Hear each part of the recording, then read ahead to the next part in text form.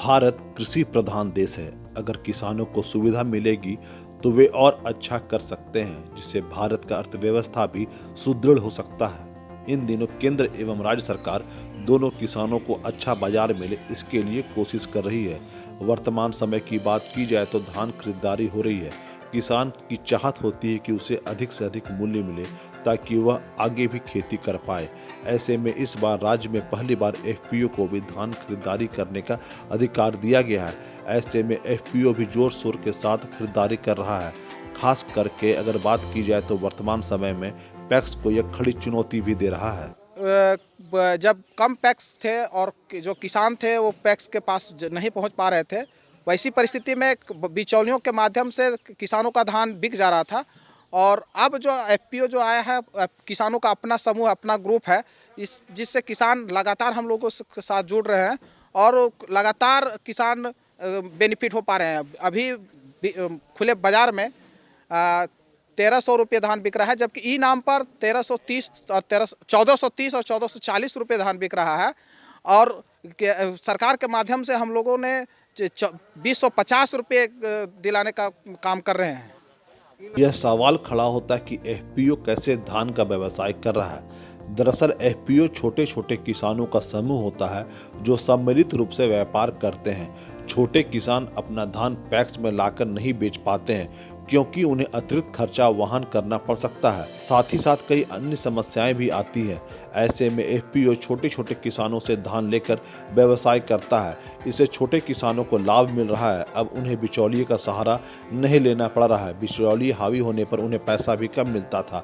वर्तमान समय की बात की जाए तो 2050 और 2070 न्यूनतम समर्थन मूल्य प्रति क्विंटल निर्धारित किया गया है। ऐसे में छोटे किसानों के लिए एफपीओ संजीवनी बूटी का काम कर रहा है। ये पहले होता क्या था कि किसान अपना उत्पाद को लैंप पैक्स या कोई बिचौलिया जाता उसके पास बेचता था। वो बिचौलिया जाता था, कम बेसी वजन करके उसको देता था।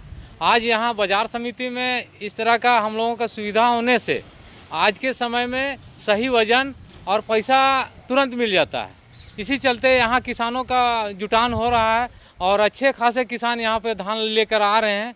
और हम लोगों को सुविधा है कि पैसा बिचौलिया भी 15 दिन 20 दिन तक रखता था, लेकिन आज यहाँ होने से 24 घंटा के अंदर हम लोग को भुगतान हो जाता है। अगर बात की जाए ई नाम की तो इस प्लेटफॉर्म के जरिए भी किसान अपना उत्पाद बेच सकते हैं, लेकिन इसमें 1440 प्रति क्विंटल के हिसाब से किसान को पैसा भुगतान किया जाएगा।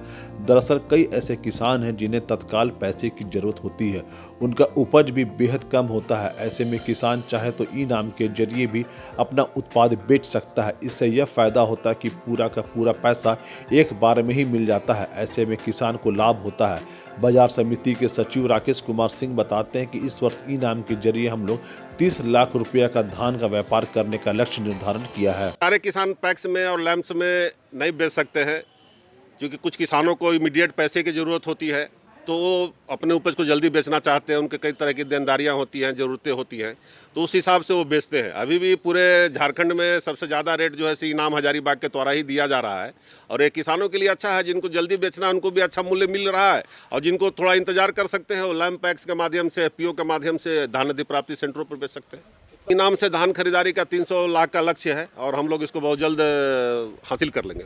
आलम यह है कि बिहार से एफपीओ हजारीबाग में आकर अपना उत्पाद बेचना चाह रही है, क्योंकि बिहार में उन्हें अच्छा मूल्य नहीं मिल रहा है। इस कारण वे चाहते हैं कि एफपीओ के जरिए अपना फसल बेचे। इससे लगभग 2 रुपये प्रति किलो किसानों को मुनाफा होगा। वर्तमान समय की बात की जाए तो बिहार में 1200 रुपये प्रति क्विंटल का दर निर्धारित किया गया है, जबकि हजारीबाग ई नाम के जरिए वे 1440 रुपये प्रति क्विंटल उत्पाद बेच सकते हैं। तो वहाँ का जो छोटा ट्रेडर था वो दाम सही नहीं दे रहा था, तो हमको यहाँ के हजारीबाग के बारे में पता चला कि यहाँ ई नाम है जो अच्छा प्राइस दे रहा है। तो हम कुछ सैंपल लेके यहाँ आए थे।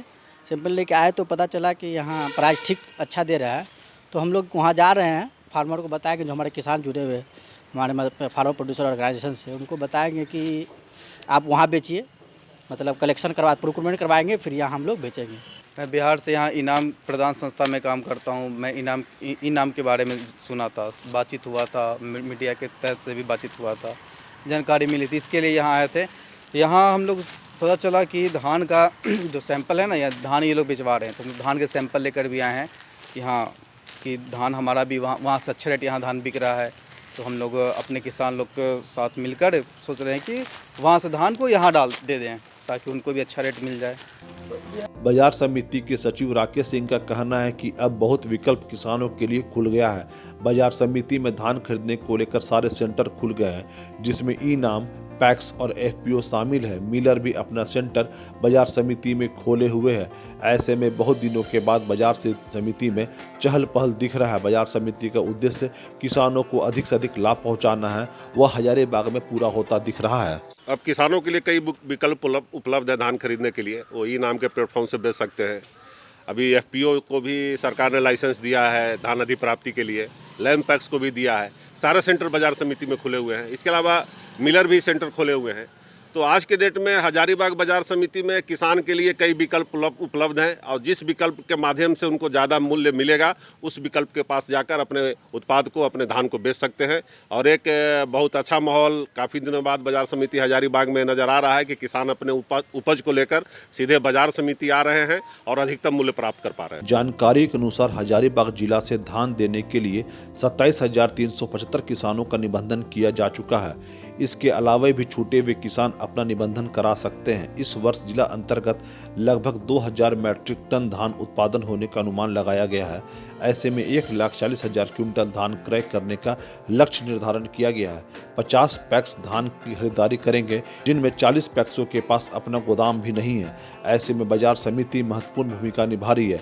इस वर्ष एफपीओ और ई नाम ने पैक्स को खड़ी चुनौती दिया है, जिसका लाभ किसानों को ही मिलेगा।